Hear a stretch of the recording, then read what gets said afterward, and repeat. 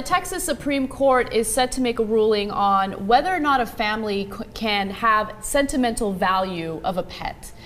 So right now, if someone accidentally kills your dog, right? So if your dog is accidentally euthanized, for instance, you can sue. How does your dog get accidentally euthanized? Well, it actually happens often. I've had friends who've had it happen to them. Jesus. But there's a case in Texas, which is why this specific ruling is being made. A family basically lost their dog. The dog ran away, and then they found out that it was at a facility, you know, like a pound or something. And then they called the pound. They said, okay, we're going to go pick the dog up. Well, they put some sort of sign on the dog indicating that the family was going to pick it up, but something happened. An employee made a mistake, and an employee accidentally euthanized the dog.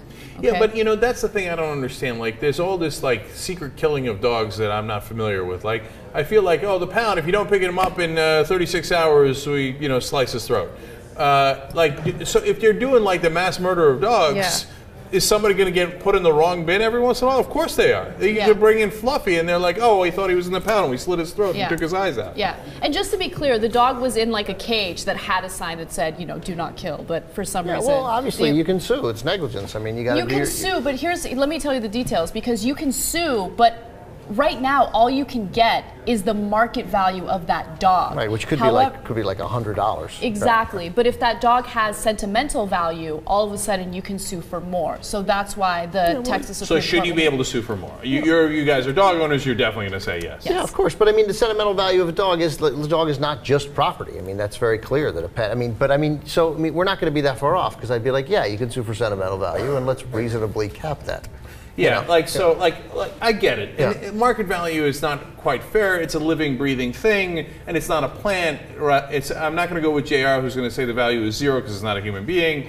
Okay, and so if you say to me $10,000, I love that dog. I can't believe it. I can go with that. If you come to me with like $2.5 million, yeah.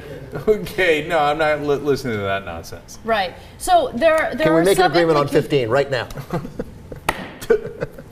Okay, all right, we have a deal. So very quickly, I know we're running out of time, but here are some of the implications if they do say that dogs have sentimental value, okay? Car insurance companies may start charging more, because what if you accidentally run over a dog and you get sued because you run over someone's dog? You know, the insurance company would have to cover that. So there are all these little implications that people haven't thought of. Well, if it's going to affect actual corporations, sorry, Fluffy, you now have your market value, which is about $100 Goes back and we're to done that. with that. Yeah, I mean, I don't. I mean, first of all, I hate the idea that a show-worthy Springer Spaniel that's worth $13,000 is somehow more valuable than Rookie, who has no value. Rookie's market value is $60 or whatever it costs to get a dog at the pound.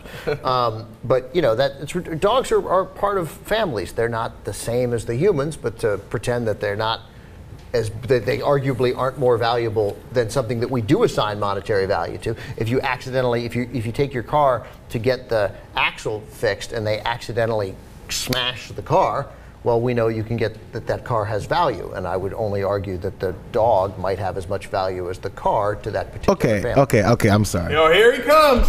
No, I get it, but Anti-dog Jared Jackson. I was on board until the whole, because we say it would affect corporations if insurance companies have to raise their rates in case you run over a dog. First off, that's owner negligence, first of all.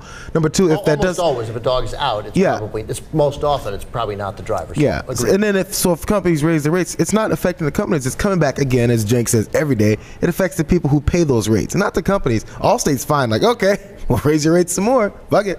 Because how many times have you guys run over a dog? I haven't, but if I'm paying for it, I'm pissed about it. 4.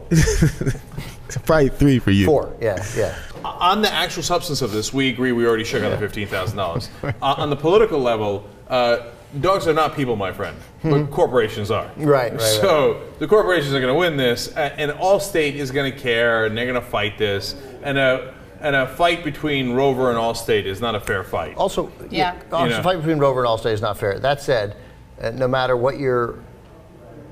how much money you make, whether you're doing pretty well like I am, or whether you make $26,000 a year, if you have animals in your life that you love and care about, and I have 1 that I love and 2 that I like a lot, be careful though about suing the guy who works at the Texas animal shelter for making a mistake. Because the fact of the matter is, I'm not going to feel any better whatsoever if at $15,000 if somebody accidentally kills Rookie and then gives me $15,000. Like, you know, I got it. That's just how we do things in America. But it's not really like, I mean, if it is sentimental value, then $18,000, $9,000. And that guy's not rich either, and we don't know how callous he was. Right. Maybe he just made a mistake. He feels sick. Like if that It was guy a feels, female employee there, and she feels horrible. You know, let her she's- go. let her go. yeah. Let her go. Yeah. And the last thing, that's what I remember now. The sentimental value of a dog. So, I mean, it all goes with who believes in what. Say your grandfather had a 1937 Buick, and it was passed down to your father and then to you, and somebody destroyed it. And you're like, dude, that's been in my family for 3 generations. I love that car. Now, people who don't give a shit about cars will say, it's metal and wheels, shut up.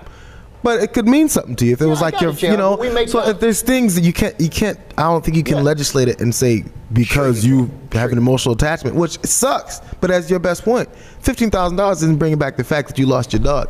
No, I understand, but the fact is we can make value judgments in this country. And that's what courts are for. Right, that's what courts are for. And along the way, we have decided, I think we should decide, that animals who are part of the fabric of a family's life have some value that is different than things, no matter what those things are, whether they're things that you love, like cars, things that I love, like baseball cards, you know. Or things that I love, like nutty bars. Right, exactly. You took my nutty bars? I had emotional attachment to those things. I was going to eat them on Friday. Right, for you, it's your grandfather's car. For me, it's my porn collection. Right? Okay. We all value things differently. But I think these are living creatures live in your house. It's fair to analyze whether those are different because they are, in fact, alive.